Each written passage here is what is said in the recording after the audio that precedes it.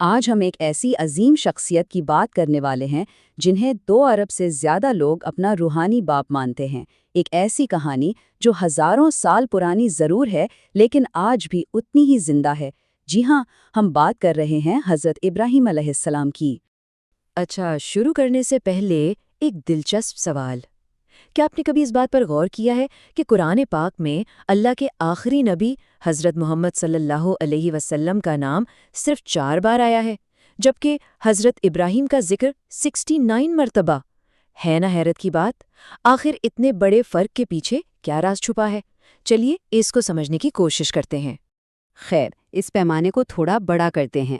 آج دنیا بھر میں 2 ارب سے زیادہ مسلمان جو عبادت کرتے ہیں، چاہے وہ آپ کی نماز ہو، حج کا طواف ہو یا عید کی قربانی۔ کیا آپ جانتے ہیں کہ ان سب کا براہ راست تعلق انہی کی آزمائشوں سے ہے؟ سوچیے ذرا، ایک ایسی شخصیت جن کی آواز ہم نے کبھی نہیں سنی، جن کا چہرہ ہم نے نہیں دیکھا، پھر بھی ہمارا ہر چھوٹا بڑا عمل انہی کی یاد دلاتا ہے۔ تو اس کہانی کو سمجھنے کے لیے ہمیں تھوڑا پیچھے جانا ہوگا، ہزاروں سال پیچھے، قدیم میسوپوٹامیہ کے شہر بابل میں، جسے آج ہم عراق کہتے ہیں۔ یہ اس وقت کی سب سے ایڈوانسڈ تہذیب تھی۔ وہاں کا بادشاہ تھا نمرود، جو خود کو خدا مانتا تھا، اور حالات یہ تھیں کہ شہر کی ہر گلی، ہر گھر لکڑی، پتھر اور سونے کے بے جان بتوں سے بھرا ہوا تھا، جن سے لوگ شفا اور مرادیں مانگتے تھے۔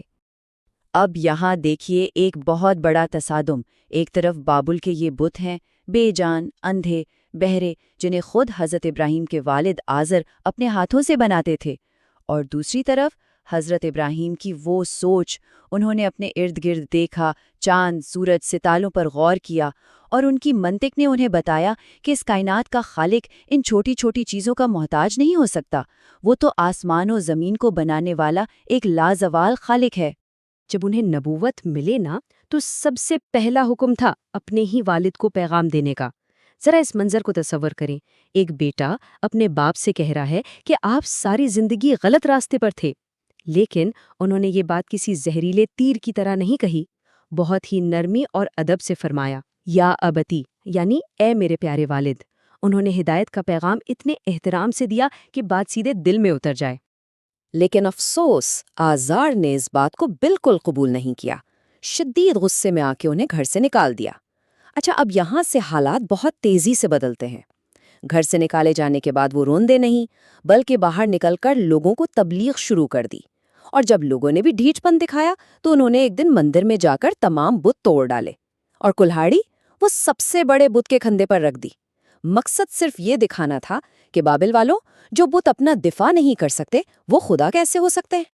اس بات پر تو بابل میں جیسے تہلکہ مچ گیا۔ بادشاہ نمرود غصے سے پاگل ہو گیا۔ اس نے فیصلہ کیا کہ ابراہیم کو ایک ایسی دردناک سزا دی جائے گی جو تاریخ میں عبرت بن جائے۔ اس نے ایک اتنی بڑی آگ تیار کروائی جس کے شعلے اتنے بلند تھے کہ اگر کوئی پرندہ بھی اس کے اوپر سے اڑتا نا تو جل کر راکھ ہو جاتا۔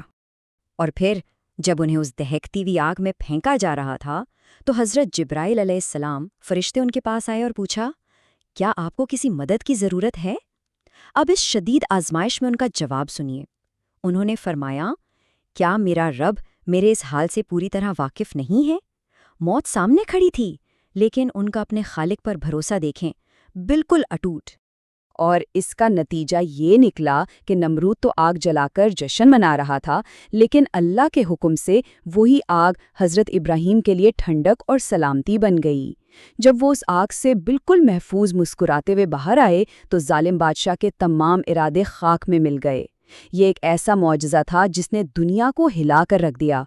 اس کے باوجود جب بابل والے ایمان نہیں لائے تو انہوں نے اپنا وطن چھوڑنے کا فیصلہ کیا۔ وہ اپنے بھتیجے حضرت لوط کے ساتھ ایک نئے سفر پر نکل پڑے، اور یقین مانیے یہ سفر کوئی آسان نہیں تھا۔ یہ اس کہانی کا ایک نیا اور نہایت اہم باب ہے، جس میں تھکا دینے والے سفر، نئی منزلیں اور ایسی آزمائشیں تھیں جن کا ہم اور آپ تصور بھی نہیں کر سکتے۔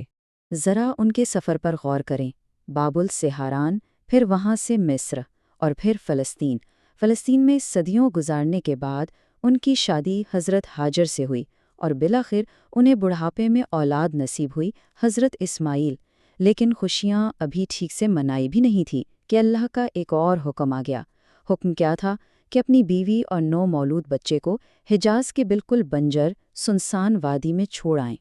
سوچئے ذرا اس منظر کو، حجاز کا وہ خشک صحرا، ابراہیم علیہ السلام اپنی بیوی بی بی ہاجر اور معصوم اسماعیل کو وہاں اکیلا چھوڑ کر واپس جانے لگے۔ پاس صرف چند کھجوریں اور تھوڑا سا پانی تھا۔ بی بی ہاجر نے پیچھے سے آواز دی اور پوچھا، کیا یہ اللہ کا حکم ہے؟ انہوں نے خاموشی سے سر ہلا دیا۔ اب اس اکیلے پن میں ایک عورت کا یقین دیکھیے۔ انہوں نے فرمایا، تو بے فکر ہو کر جائیے، وہ ہمیں کبھی تنہا نہیں چھوڑے گا۔ اف، یہ ایمان کی واقعی آخری حد تھی۔ ہونا کیا تھا؟ کچھ ہی دنوں میں پانی ختم ہو گیا، چھوٹا بچہ پیاس سے تڑپنے لگا۔ ایک ماں کے لیے اس سے بڑی قیامت کیا ہوگی؟ بی بی ہاجر پانی کی تلاش میں پریشانی کی حالت میں صفا اور مروہ کی پہاڑیوں کے بیچ بھاگنے لگیں۔ 1 2 3 پورے 7 چکر لگائے، اور پھر 7ویں چکر کے بعد ایک معجزہ ہوا۔ زمین سے پانی کا ایک چشمہ پھوٹ پڑا، زمزم۔ اس پانی کی وجہ سے آسمان پر پرندے آئے۔ انہیں دیکھ کر جرہم قبیلہ وہاں پہنچا، اور وہ سنسان صحرا دیکھتے ہی دیکھتے ایک آباد بستی بن گیا۔ کئی سالوں بعد جب حضرت ابراہیم واپس اس وادی میں آئے جو اب آباد ہو چکی تھی اور ان کا بیٹا بھی بڑا ہو رہا تھا، تو ایک نیا اور زندگی کا سب سے کٹھن امتحان سامنے آ گیا۔ انہیں خواب میں حکم ملا کہ اپنے عشی اکلوتے اور سب سے پیارے بیٹے اسماعیل کو قربان کر دیں۔ یہ ایک ایسی آزمائش تھی جسے سن کر ہی انسان کے رونگٹے کھڑے ہو جاتے ہیں۔ لیکن وہ تو خلیل اللہ تھے۔ باپ اور بیٹا دونوں بنا ہچکچائے اس سفر پر نکل پڑے۔ راستے میں منا کے پاس شیطان نے انہیں روکنے اور بہکانے کی پوری کوشش کی، دل میں وسوسے ڈالے، لیکن ان کا ایمان کوئی کچے دھاگے کا تھوڑی تھا۔ ان دونوں نے مل کر شیطان کو 7 کنکریاں مار کر آگے سے بھگا دیا۔ ان کی یہ اطاعت آج تک دنیا کے لیے ایک روشن مثال ہے۔ جب وہ قربان گاہ پر پہنچے تو منظر واقعی سانسیں روک دینے والا تھا۔ اسماعیل علیہ السلام کو قربانی کے لیے لٹایا گیا۔ کہتے ہیں اس وقت ہر طرف ایک عجیب سی بھاری خاموشی چھا گئی تھی۔ ہوا رک گئی، پرندوں نے اڑنا چھوڑ دیا، اور جیسے ہی ابراہیم علیہ السلام نے چھری چلائی، ایک عظیم معجزہ ہوا۔ اللہ نے اسماعیل کی جگہ ایک دمبے کو قربان کروا دیا۔ ابراہیم علیہ السلام اپنی زندگی کے سب سے بڑے امتحان میں پوری طرح کامیاب ہو گئے تھے۔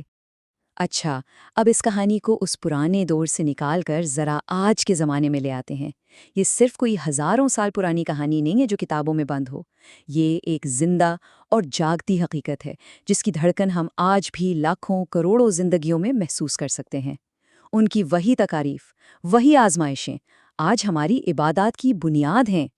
اس واقعے کے بعد اللہ نے انہیں ایک اور خوشخبری دی، حضرت اسحاق کی پیدائش کی، بیوی سارہ کے ہاں۔ پھر ابراہیم اور اسماعیل علیہ السلام نے مل کر زمزم کے قریب کعبہ کی تعمیر شروع کی۔ وہ جس پتھر پر کھڑے ہو کر دیواریں بناتے تھے نا، آج ہم اسے مقام ابراہیم کہتے ہیں۔ اصل میں وہ وہاں صرف پتھر نہیں جوڑ رہے تھے، وہ آنے والی نسلوں کی روحانی بنیاد رکھ رہے تھے۔ انہوں نے وہاں کھڑے ہو کر ہمارے لیے، جی ہاں، آپ کے اور میرے لیے دعائیں مانگی تھیں۔ اب یہاں سب سے دلچسپ بات نوٹ کریں، ہماری آج کی عبادات براہ راست ان کے خاندان کے آزمائشوں کی کاپی ہیں۔ مثال کے طور پر حج میں شیطان کو کنکریاں مارنا، یہ وہی شیطان کا سامنا ہے۔ بی بی ہاجر کا پانی کے لیے بے چین دوڑنا آج صفا اور مروہ کی سعی ہے، اور بیٹے کو قربان کرنے کا وہ عظیم جذبہ آج ہماری عید الاضحیٰ کی قربانی ہے۔